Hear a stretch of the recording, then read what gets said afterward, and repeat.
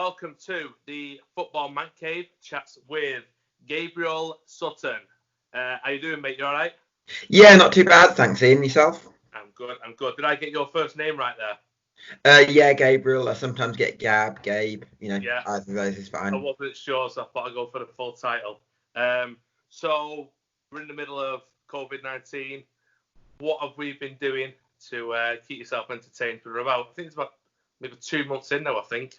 Feels like about a year, but... I know, yeah. It was sort of like mid-March, wasn't it, when it started? So, yeah, just been kind of keeping busy, doing some workouts with my housemates in the garden, playing a bit of badminton, watching some films. I've been chatting to fans as well and having some calls like this. So, yeah, various things to keep myself busy, but obviously nothing's quite the same as being at a match, and I certainly miss that, definitely. Yeah. It's so bizarre at the minute. Like, obviously, I've watched a bit of Bundesliga. I mean, me personally, I was never into Bundesliga that much. It was one of them, if it's on, I'll watch it. But it's football, so I've just ended up watching it these past couple of weekends. Yeah. I found myself watching more entertained by the Euro 96. Before, that's been absolutely brilliant. But, yeah, just the lack of football is just such a bizarre... It feels like an off-season, doesn't it? But with no activity whatsoever. It just feels really weird. It's such a weird time, and obviously football's like one of the bottom of the list of priorities. But when you're into it, and obviously like we write about it, talk about it, stuff like that, it's quite bizarre, isn't it, to have nothing to do? Yeah, absolutely. Yeah, I was talking to Chris Stringer, who's an Oldham fan, and one of the things he was saying is that the important thing about football is that it brings people together. So you could have people in Oldham who have different philosophical and political views. But for that kind of 90 minutes, you're all in the stadium and willing their team on. And I think that's kind of an important aspect of football, where it kind of it's like an antidote to the tough things that we have in our lives generally. So certainly a big miss, let's say that. It is. It's crazy stuff. Right. So what I do is get a bit of a background on yourself, because I obviously follow you on Twitter. I know you do a lot of writing, so sort of give us a little bit of a filler about yourself, who you write for, what you do. Yeah, sure. So I write for various websites, kind of specialising in the EFL, so Championship League 1, League 2, just kind of offering some content, a bit of analysis, I suppose, assessments on teams in those divisions and the situation at various clubs and things like that, and maybe I suppose the kind of content that isn't there as much in the mainstream media.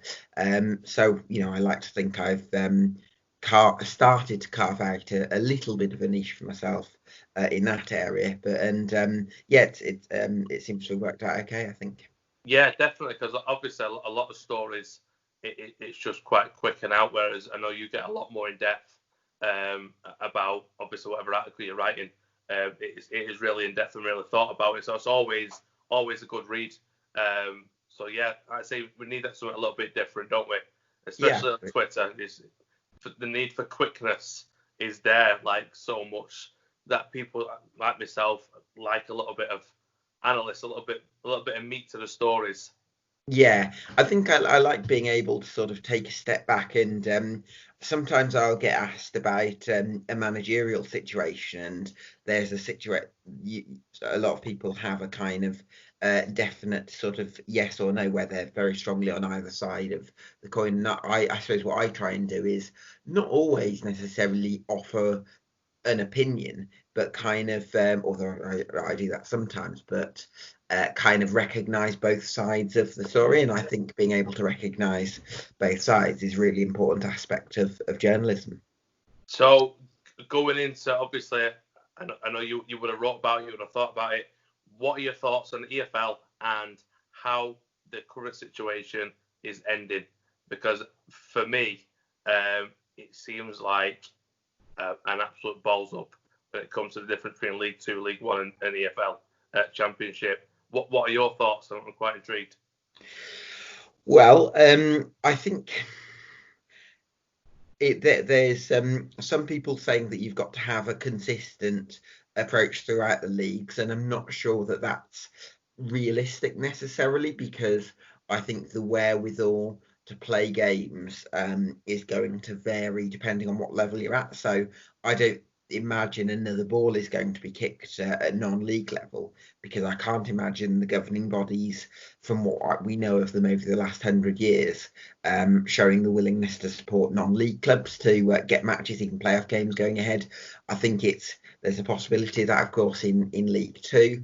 I think in terms of the league tables, I would be in favour of the points per game method, just because I think it's the fairest way of basing the decision based on the information we already have. So that would be what I would favour, I suppose, rather than the null and void option. Yeah, I mean, you've got the argument, obviously, of certain teams who say maybe we're coming into a bit of form, or teams that are going out of form. You know, like the last run of the season, you see so many teams either break away from the relegation zone or break into the playoffs, you know, because obviously they get that little bit of wind sort of last 8 weeks of the season. So there is the argument, but on a fair basis, the points per game is how you've done. I mean, we're basically sort of 3/4 of the way through the season, so do you know what I mean? There's going to be only one or two teams that's going to sort of pipe up and do something that's going to surprise you. So yeah, I think I'm in agreement with that. Of the points per game, it is the fairest way, but it's going to cause an absolute kick-off, don't you think? Yeah, I think so. I think with the I would be against using it based on the form. Also, although I completely take your point that in terms of looking at future matches, you wouldn't necessarily just look at the table. You'd think, oh, which team is in good form and things like that. And so I can see why some people, like Luton, for example, they've since got their two best players back and they've hit a run of form, and that would make them more likely to stay up than they would be if this was 6 weeks ago, before the season.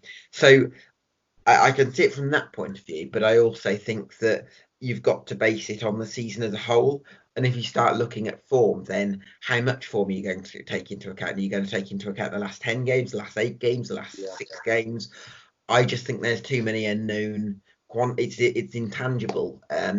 Whereas I think with the points per game basis, you're looking at the information that you've already got over the whole season, and that's why that would be the method that I would choose. I mean, the thing is, I've said it a couple of times in previous shows, is like, this is a once in a lifetime. We're hoping once in a lifetime event, and no one's prepared for it. So you've got to deal with it the best possible way you can deal with it. And if that means your team's relegated, then it's one of them. It's just the time. Do you know what I mean? It's nothing a reflection on the team as such, because they could have pulled away or X, Y, and Z. But I think everyone's just got to have a look at a bigger picture of like, this is something we've never experienced, or hopefully never experience again. So kind of take it on the chin a little bit. If you get promoted, happy days. If you miss out, then got to crack on. Next season, hopefully we can start it again and everything's sweet. I want to know your thoughts on I've seen it a couple of times talking about with the Premier League and the Championship. They seem to be not together, but there seems to be more discussion about them as opposed to League One and League Two. Do you feel that this is sort of carving a way between a bit of a divide and a possible Premier League Two, i.e. Championship, and then a League One, League Two after that? I hope that there's no changes to the league structure, because I think I'm happy with the league structure as it is. I don't really see any issues with it, and I certainly hope we don't see the involvement of B teams, which is something that's been kind of muted. So I would hope that the league format stays the same, but it looks as though the EFL have asked for £10 million from each Premier League club in order for packages to support Championship, League One and League Two clubs in terms of the paying wages. And it seems as though the Premier League's position is that they want something back in exchange for that. And I think for a lot of clubs that would be threatened with relegation potentially if they're not given the right packages, then are they going to have to make some sort of sacrifices to the league system? And I think that would be the fear. Yeah, it's I mean, for me as well, the Premier League, I mean, you think of Premier League because they're in the Premier League, they're a rich enough club to be able to sort of hand money out we've kind of found out that a lot of clubs in the Premier League are sort of paying robbing Peter to pay Paul type situation. But obviously, for the structure of English football, something needs to give. Do you know what I mean? So if that's the case of a little bit of sacrifice, because I do feel this Premier League and this time that we're in has really highlighted how much money runs football, and I feel like it needs to switch. It needs to get back to it's football. We help each other out type thing, and everybody's there to entertain the fans, and the fans are working hard to pay the money. And that type of get back to the roots of what football is about, instead of just looking at it from a solely money perspective. And obviously, like I feel like if the Premier League don't help out, a lot of teams are going to hit the wall as such, because obviously financially, do you know what I mean, they're absolutely screwed. So what do you think? Do you reckon there's teams in danger of dropping out of the league due to all this? I can't see any clubs going under or dropping out of the league as a result of this, because it's a global pandemic. I think the issue with Bolton and Bury, which I still think reflected very badly on the governing bodies, but they could quite selfishly take quite a laissez-faire attitude and step back and say, well, you shouldn't have run your clubs this badly, and that's obviously what led to Bury, very sadly, ceasing to exist as an EFL club. I think with this situation, it's a collective issue. So all the clubs, regardless of whether they're well run or not, are going to be in the same boat. I mean, you saw a few weeks ago Colchester United, who are, I would say, one of the best run clubs, or most sustainably run clubs financially. They've had to release a few key players. So I think that this is very much a collective issue. And I think because it's a collective issue, the governing bodies are going to be forced to come to a solution that supports those clubs. And I do think that the Premier League are going to chip in, and I can't see any clubs coming under threat in that sense. It's more what the implications of the financial packages will be in terms of the league system that would worry me more. It's good. It is a good point. That obviously you mentioned like Colchester releasing players, and obviously other teams are sending out the retained and released, and obviously players now are just floating about. Obviously they don't know. There's nobody who wants to sign them. How do you think that's going to work out? Obviously you'll have a load of these players out of contracts, free agents, and a lot of good players. How do you think it is going to work going forward? Have you got any thoughts on that? Yeah, I think that's a big worry. I think as much as I've said beforehand about clubs being supported financially, which I do think will happen, I also think that the next transfer window won't really be a climate for risk taking, because I think a lot of clubs will be gradually feeling their way into the return to football, because we don't know whether the COVID crisis is going to come back. A lot of uncertainty from that point of view. So I don't think many clubs are going to necessarily go hell for leather on making big financial commitments. And I do think that will have an impact on players that would expect to operate lower down in the divisions that don't have a contract at the moment, because I'm sure there was a survey that said something like 72% of the players in that situation have had some sort of anxiety issues and mental health problems, which is quite a concerning thing. So I do think that it's really important that the governing bodies wake up, and certainly the PFA, who have been very quiet during this period. I think football needs to wake up and realise who it serves, and really just help other people. And I think that's the important message that we have at the moment. 100%. What's for me, and I spoke about it to somebody else, is I feel like that this is the reset that football needed. Do you believe there's going to be more of a level playing field next year throughout the EFL? I don't know about a level playing field, because I think there's bigger clubs in the division, or clubs that are more financially supported, that are probably going to cope better with this crisis. So teams like Fleetwood Town and Salford City, who have got a lot of external investment, probably going to cope better during this period than clubs that don't necessarily have that investment. So I wouldn't like to say that there'll be a level playing field necessarily. Yeah. I just think it's just going to be a fascinating time moving forward. Obviously, it's so unknown because, like I say, you've got a couple of teams who are financially backed. You maybe got teams who are doing well at the minute who aren't as financially backed, so they could be, obviously, if they lose a couple of key players. And I think it is going to jumble the leagues around quite a bit, and hopefully it'll just make more of an exciting time to watch EFL, because the EFL in its right there is a great watch. I mean, you go from Championship, League One, League Two, they're all as competitive as each other, and I do believe National League is as close as League Two in terms of standards of football. So yeah, I think it's going to be it's just quite interesting because nobody knows.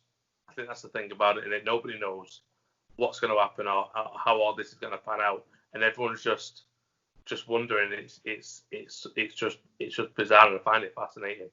Yeah, I think there's sort of two things that have caused this. I think firstly, it is a very uncertain situation because what happens to football, it's not dictated just by our own decisions and different clubs' interests and balancing all that sort of thing. It's actually when the COVID situation becomes ceases to be as much of a global pandemic as it is at the moment, and when it becomes actually safe to play football. And I think there's so many variables that are going to determine that. And then I think when you throw in maybe a little bit of self-interest, I think, from the clubs at times, you could certainly level that at Peterborough United and others near the top at League One. On the flip side, I think Port Vale have handled the situation very well in terms of deciding not to continue their promotion push. So I think it's a mix of things really that make this such an uncertain situation. Yeah, it is. It's crazy. Right, finally, obviously, thank you for your time. But finally, where can people go to obviously read your articles and engage with you, and obviously get a better understanding of the EFL if they weren't such a fan, if they like Premier League, non-league, and stuff like that? Where can people go to?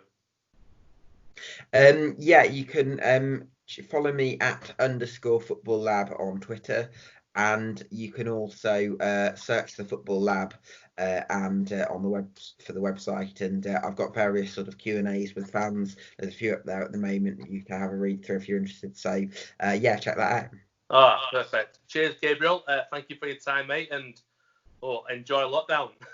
That's my pleasure, Ian. Have a good one. Cheers, buddy.